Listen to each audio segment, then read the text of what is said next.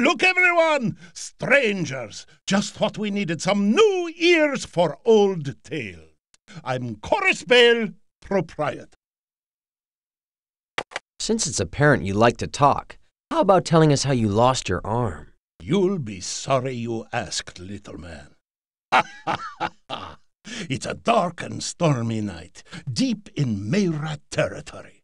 I'm trying to catch some sleep, lying in the dugout half filled with rainwater. My buddy Lon is snoring to wake the dead. I reach over to clamp my hand over his thundering yup. Suddenly a Mayrat leaps over the rim of our hole and whacks my arm off with one blow of his battle axe. Then what happened?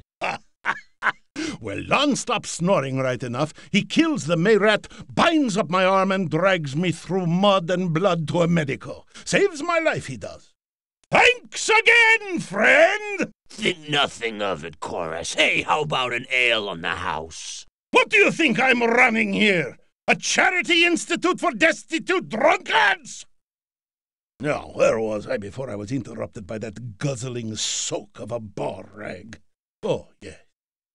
So, that's how I lost my arm. Miss that arm, I do. It was even brawnier than this here wrestling champion I got left. So tell us, how did you come to lose your eye? I'm glad you asked, because I was just about to tell you. It's a dark and stormy night here at the Pearl Spittoon. Suddenly the door blows open and a stranger stomps in, shaking off water like a Ticoran otter spaniel. I'm wet and cold clear through, barkeep, says he in a voice like a thunderclap. Make me a Januli julep and go extra heavy on the blister peppers. Now, Januli juleps happen to be a specialty of mine, and I make them hotter than any this side of the West. In 2 shakes and a stir, the stranger has one of my finest creations burning a ring in the bar in front of him, while the steam alone causes 2 of my patrons to run screaming from the room, tears streaming down their faces. The stranger sniffs, the stranger snorts, then he takes a healthy swig. Well, I'll be pickled if he doesn't bat an eyelid. All he says is, "Barkeep, I do believe you gave me a virgin julep for the ladies. There's not enough blister pepper in this to stick in your eye." Well, to say I disagree with this opinion is to put it mildly. To prove him wrong, I grab the blister pepper from his Januli julep and, well, I stick it in my eye. God, if that thing doesn't live up to its name and burn out my looker quicker than I can say,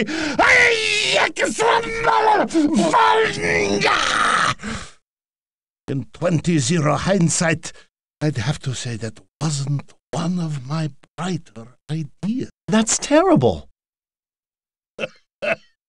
Yes, terrible and true. Right, stranger? Every word of it, you blasted fool. How about a Januli julep on the house for old time's sake? Stranger, if I didn't know you better, I'd throw you out of here on your raggedy ass. Now, where was I? Before I was interrupted by that freeloading, sud-sucking, tanked-up tosspot.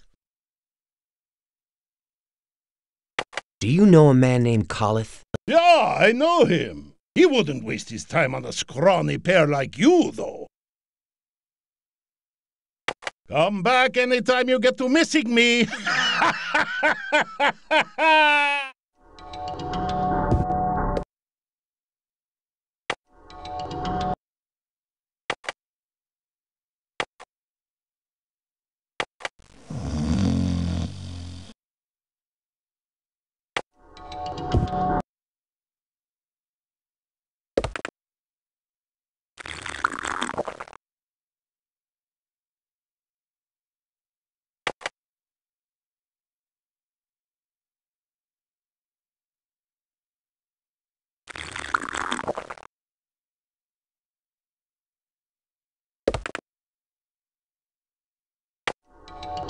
We got to missing you, Chorus, so we came back.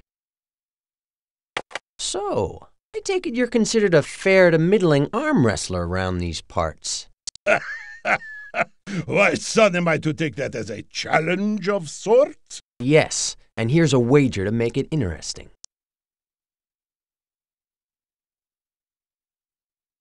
Chorus looks long and hard at William's comparatively puny arm, then he roars with laughter. For several minutes.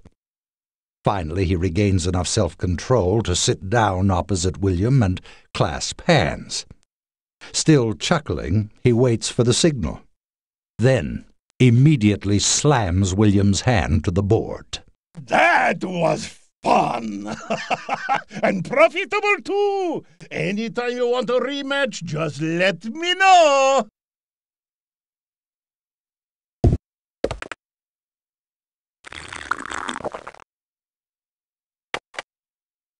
Chorus, I was feeling a bit tired before, but now I'm refreshed. Here's another wager. Put up your fist. You're a game little man. That much I'll grant. Well, I'm not one to turn my nose at easy cash. Chorus sits down and locks hands with William. At the signal, William puts forth a mighty effort, surprising Chorus with a sudden increase in strength. William struggles valiantly to keep his hand at the midpoint as Chorus pauses to reconsider the situation. After a brief hiatus, Chorus comes to the conclusion that things are still pretty much as they ever were, and William's hand once more discovers itself keeping company with the spoons and saucers. Well, young squire, I'm impressed by your moxie, if not by your brute strength. You know, if you're interested, I could put you in the way of some people always on the lookout for an up-and-comer like yourself. My pockets could use some ballast. Tell me about these employment opportunities. Let's see. Ganath is always looking for strong arms, or at least what passes for them in general company. But I can't rightly say where Ganath is at these days. Tell you what, go to Choth and find Lokath. Say I sent you, and sure as spit's whistle, he'll hook you up proper. Come back anytime you get to missing me.